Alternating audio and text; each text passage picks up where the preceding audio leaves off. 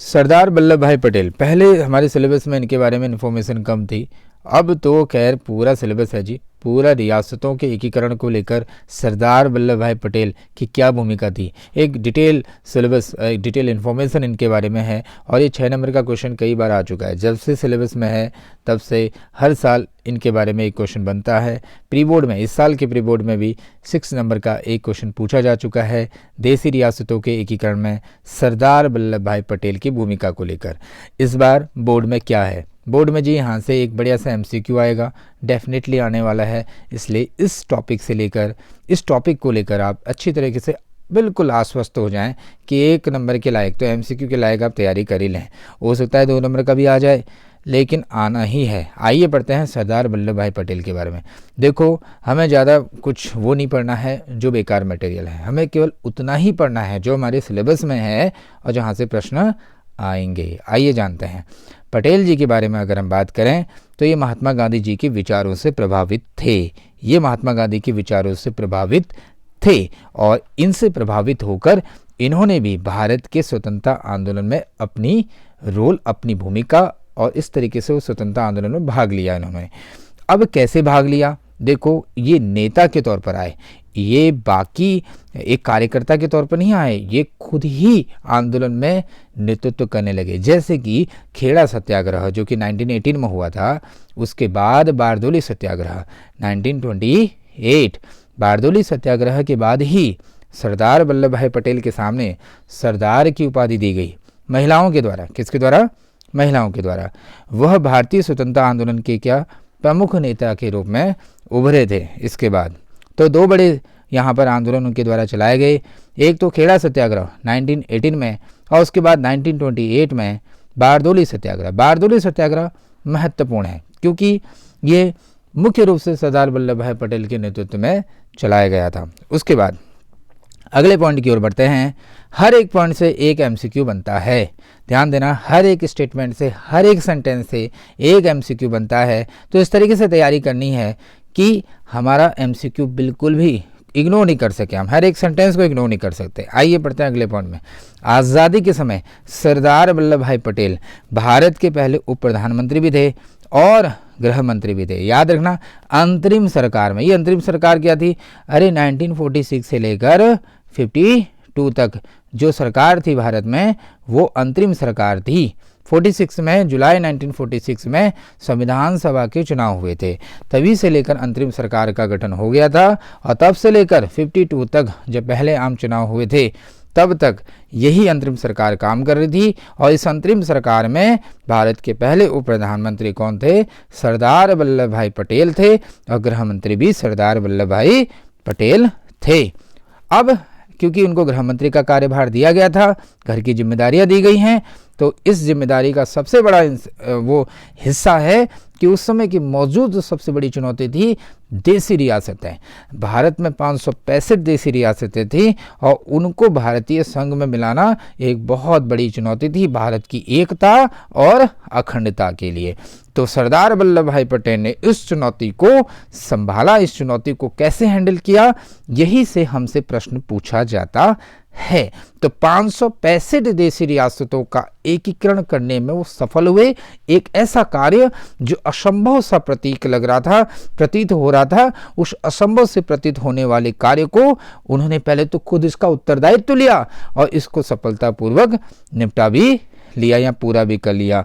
एक चीज अब यहां से हमें एक एक करके समझनी है। यहां से उस प्रश्न का आंसर बनता है जो पूछा जाता है कि देसी रियासतों के एकीकरण में सरदार वल्लभ भाई पटेल की भूमिका क्या थी। तो यहां से आपने इसकी शुरुआत करी कि 565 देसी रियासतों का एकीकरण करने का उन्होंने उत्तरदायित्व लिया क्योंकि वो गृह मंत्री भी थे और प्रधानमंत्री भी थे। आइए जानते हैं आगे। भारत में लौह पुरुष के नाम से उनको जाना जाता है। सरदार वल्लभ भाई पटेल का सभी देशी रियासतों के स्वतंत्र भारत में विलय को लेकर दृष्टिकोण बिल्कुल स्पष्ट था। जब भी हम किसी लक्ष्य को हासिल करना चाहते हैं तो सबसे पहले हमारा उस लक्ष्य के प्रति अपना दृष्टिकोण स्पष्ट होना चाहिए और सरदार वल्लभ भाई पटेल का इस मामले में स्पष्ट दृष्टिकोण था। वो क्या था कि क्षेत्रीय अखंडता को लेकर कोई समझौता नहीं करेंगे, क्षेत्रीय अखंडता को लेकर कोई समझौता नहीं करेंगे। ये कब की बात है? ये तब की बात है जब देशी रियासतों के साथ विलय को लेकर कोई मुद्दा आएगा। देखो, देशी रियासतों का विलय करवाना है भारत में, तो इसके लिए उनके साथ बातचीत करनी पड़ेगी, उनके साथ निगोशिएशंस करने पड़ेंगे। और ऐसी स्थिति में हो सकता है कभी कोई ऐसी बात उठ जाए जो देश की अखंडता के लिए चुनौती हो। तो ऐसी स्थिति में उनका दृष्टिकोण स्पष्ट था कि कोई भी बातचीत हो, कोई भी कदम हो, वो क्षेत्रीय अखंडता के साथ हम समझौता करने नहीं देंगे। कोई भी कदम ऐसा नहीं उठाएंगे जो क्षेत्रीय अखंडता के लिए चुनौती हो। भारत की क्षेत्रीय अखंडता के लिए, रीजनल जो हमारी इंटीग्रिटी है, उसमें हम कोई चैलेंज नहीं आने देंगे। ये बहुत ही स्पष्ट सोच थी उनके अनुसार। आगे 5th पॉइंट में देखते हैं, सरदार वल्लभ भाई पटेल वह व्यक्ति थे जिन्होंने प्रिवी पर्स की योजना की शुरुआत करी थी। याद रखना, शुरुआत करी थी, अंत तो इंदिरा गांधी ने करा था, लेकिन शुरुआत किसने करी थी? सरदार वल्लभ भाई पटेल ने। ऐसा क्यों? देखो, जब 500 पैसे देशी रियासतों का भारत में एकीकरण किया जाना था, वल्लभ भाई पटेल को पता था, देखो यहाँ पर जो नीतियां अपनाएंगी वो नीतियां कैसे अपनानी पड़ेगी? दोनों तरीके से। जहां जरूरत पड़े तो हमें बातचीत का रास्ता अपनाना पड़ेगा, और जहां जरूरत पड़े तो वहां पर हमें अपनी सैनिक शक्ति का भी इस्तेमाल करना पड़ेगा। ये बात तो स्पष्ट थी। तो जहां जरूरत पड़ी वहां बातचीत के द्वारा, और बातचीत में अगर उनको लालच भी देना पड़ रहा है तो क्या दिक्कत है? तो इसी लालच का एक अभिन्न हिस्सा था प्रिवी पर्स, जिसमें जब विलय करवाया गया उनका, किनका? देशी रियासतों का, तो इसके बदले में जो शाही परिवार होते थे, राजा के जब परिवार होता था, उसको नियमित रूप से भुगतान किया जाना था भारत की सरकार के द्वारा। भुगतान कौन करेगा?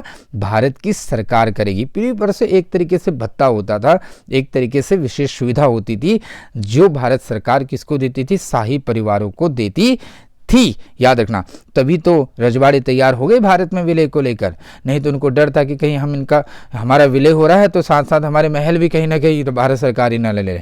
महल हो गए, सुविधाएं होगी, तो ऐसा भारत सरकार ने कहा देखो ऐसा होने वाला नहीं है, हम तुम्हारे महल तुम छीनेंगे नहीं, वो तुम्हारे पास ही रहेंगे, और भी हम तुम्हें विशेष सुविधा दे देंगे, भत्ते भी दे देंगे, कोई टेंशन ले लें कि नहीं, और सैलरी की भी कोई दिक्कत नहीं, ये सब चीज़ें मिल जाएंगी आपको, वेतन वगैरह वगैरह। लेकिन डिपेंड करता है आपका कितना बड़ा रजवाड़ा है, कितनी बड़ी देशी रियासत है। अगले पॉइंट की ओर बढ़ते हैं। सरदार वल्लभ भाई पटेल के राजनीतिक अनुभव, कूटनीतिक कौशल और दूरदर्शिता के कारण ही 565 में से कई रियासतों ने भारत की स्वतंत्रता प्राप्ति से पहले ही भारत में विलय के लिए अपनी सहमति दे दी। जी हाँ, पहले ही। याद रखना, 1947 15 अगस्त 1947 से पहले ही 565 देशी रियासतों में से कई रियासतें भारत में विलय के क्या हो गई थी? सहमति के विलय के लिए भारत में विलय के लिए क्या हो गई थी? उन्होंने सहमति दे दी थी। अगले पॉइंट की ओर बढ़ते हैं। लेकिन 3 राज्य ऐसे थे, हैदराबाद, जूनागढ़ और कश्मीर, को भारत में विलय करने के लिए चुनौतियां आई थी, और सरदार वल्लभ भाई पटेल को ये यहाँ पर चुनौती देखनी पड़ी इन तीनों राज्यों से। कहां से? कश्मीर, जूनागढ़ और हैदराबाद से। लेकिन सरदार वल्लभ भाई पटेल ने अपना कुशल नेतृत्व का परिचय दिया, एक रणनीतिक समझ उन्होंने दिखाई, और उसी की बदौलत उन्होंने क्या किया? भारतीय सेनाओं ने हैदराबाद और जूनागढ़ को भारत में विलय करने के लिए क्या कर दिया? बाध्य कर दिया। आइए जानते हैं क्या स्थिति हुई हैदराबाद में। हैदराबाद में जो शासक होता था उसको निजाम कहा जाता था। निजाम ये सोच कर रहा था, ये विचार कर रहा था कि वो स्वतंत्र रहे या पाकिस्तान में शामिल हो जाए। आप लोगों को पता होगा कि अंग्रेजों ने देशी रियासतों को विकल्प दिया था, या तो आप भारत में मिल जाइए, या तो पाकिस्तान में, या फिर अपना स्वतंत्र अस्तित्व बनाएं। ऐसी स्थिति में हैदराबाद जो है ये विचार कर रहा था कि वो स्वतंत्र रहे या पाकिस्तान में शामिल हो जाए। सरदार वल्लभ भाई पटेल के समझाने के बावजूद भी जब निजाम भारत में विलय के लिए तैयार नहीं हुए, तो सरदार वल्लभ भाई पटेल ने निजाम के खिलाफ राज्य में चल रहे, जो निजाम का जो राज्य था उसमें जो चल रहा था आज़ादी का आंदोलन, उसका समर्थन करने के लिए ऑपरेशन पोलो चला दिया। क्या चला दिया? ऑपरेशन पोलो चलाया। और इसी ऑपरेशन पोलो के तहत क्या हुआ? भारत ने अपनी सैनिक टुकड़ियां हैदराबाद में भेज दी, और 4 दिनों के भीतर ही निजाम की सेना भारत में विलय, निजाम की सेना ने भारतीय सेना के सामने आत्मसमर्पण कर दिया, और इस तरीके से हैदराबाद का भारत में क्या हुआ? विलय हो गया। तो ये बात थी यहां तक।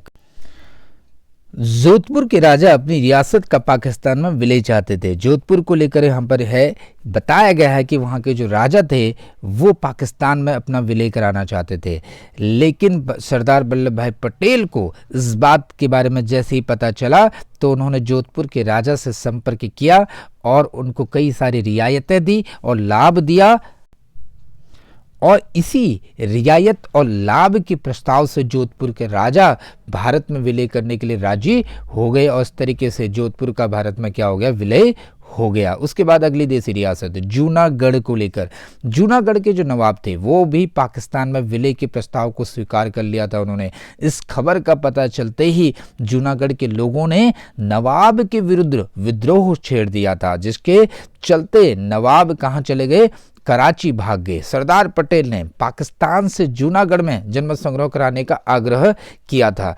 कुछ ही समय बाद सरदार पटेल ने जूनागढ़ में सेना भेज दी और वहां सेना भेजकर वहां के तीनों इलाकों पर कब्जा करके जूनागढ़ के दीवान को भारत में विलय करने के लिए क्या कर लिया, मना लिया। तो जूनागढ़ में हुए जनमत संग्रह में भी वहां के 91% जनता ने भारत में विलय करने के लिए अपनी सहमति जताई थी। तो जूनागढ़ को लेकर हमने ये पढ़ा कि भारत ने अपनी वहाँ पर सेना भेजी थी, लेकिन साथ साथ हमने वहाँ पर जनमत संग्रह भी करवाया था, जिसमें 91% जनता भारत में विलय के पक्ष में क्या थी, समर्थन में थी। आइए अगले देसी रियासत के बारे में पढ़ते हैं। जाना माना है, आप सभी को पता है, जम्मू कश्मीर का विलय। महाराजा कौन थे वहाँ के, हरि सिंह थे। वो चाहते थे कि अपना स्वतंत्र अस्तित्व बना रहे। भारत और पाकिस्तान में विलय को लेकर वो संकोच में थे। जब पाकिस्तान ने वहां पर कबीलाई लड़ाके भेजे थे जम्मू कश्मीर में, तो महाराजा हरि सिंह ने भारत से मदद मांगी और उस समय भारत के प्रधानमंत्री थे पंडित जवाहरलाल नेहरू, उप प्रधानमंत्री थे सरदार वल्लभ भाई पटेल।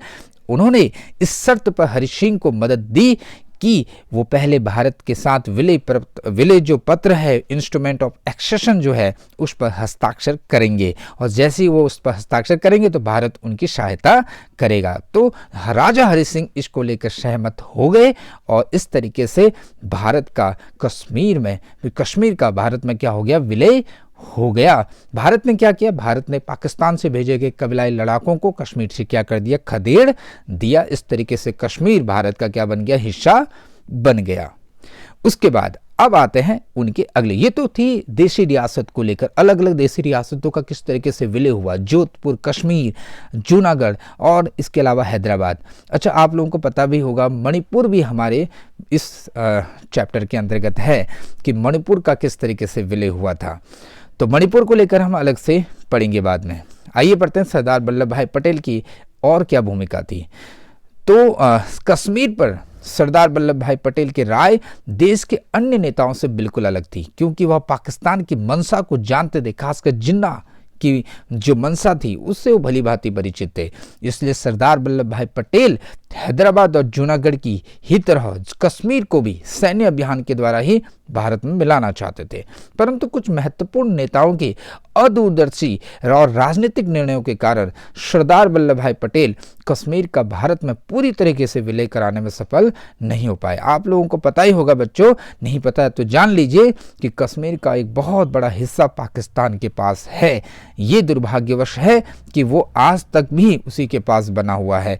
हमारे कुछ उस समय के जो नेताओं थे, उन नेताओं के अदूरदर्शी राजनीतिक निर्णयों की वजह से ऐसा हमें आज देखने को मिल रहा है। लेकिन सरदार वल्लभ भाई पटेल ऐसा नहीं चाहते थे। वो पूरी तरीके से जम्मू कश्मीर का भारत में विलय कराना चाहते थे सेना के द्वारा। सरदार वल्लभ भाई पटेल भारत के इतिहास में एक ऐसे अद्भुत नेता के रूप में जाने जाते रहेंगे जो स्वयं में राष्ट्रवाद, परिवर्तक और यथार्थवाद का अद्भुत सम्मिश्रण थे। इस बार जो एमसीक्यू में है वो यहां से क्वेश्चन आ सकता है। बच्चों ध्यान देना कि एनसीआर का फुल फॉर्म क्या है। नेशनलिस्ट, कैटलिस्ट और रियलिस्ट, इंग्लिश और हिंदी दोनों में याद करके जाइएगा।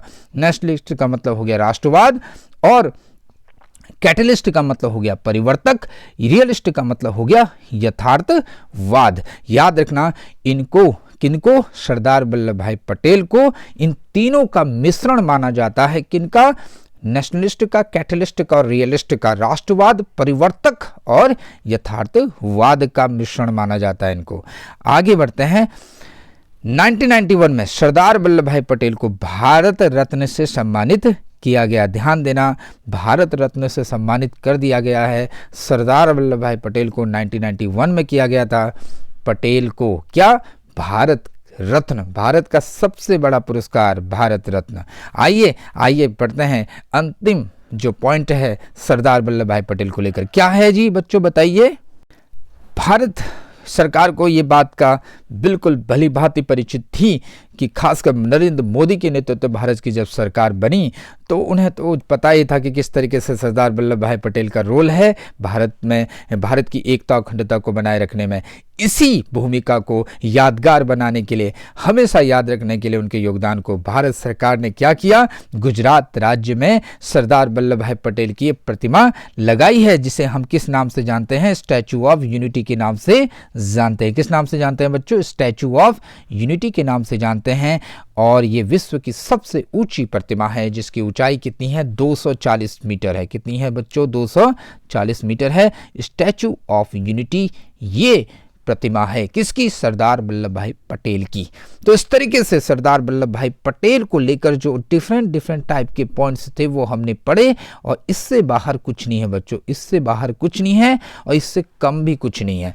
तो इसी के साथ हम इस वीडियो को यहीं पर ख़त्म करते हैं। मिलते हैं नए टॉपिक में नए वीडियो को लेकर कुछ ही दिनों में। Okay, bye.